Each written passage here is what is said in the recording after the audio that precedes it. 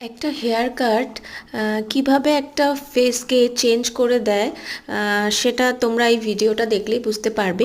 ও এসে বলেছিল বারবার যে দিদি আমাকে একটা ইউ করে দাও, ডিপ করে ইউ করে দাও। তো আমি ওকে বারবার সাজেস্ট করেছিলাম যে তুমি ফেদার কাট করো সামনের লেয়ার্স দিয়ে। তো ও সেটাই করেছিল। তারপরে তোমাদের সাথে ভিডিওটা শেয়ার করছি, তোমরা দেখো যে আমি যখন ফেদার কাটটা করলাম, কমপ্লিট হওয়ার পর ওর ফেসটা টোটালি চেঞ্জ হয়ে গেছিলো। আর ও এত হ্যাপি হয়েছিল, আমাকে বারবার করে বলছিল যে দিদি থ্যাংক ইউ।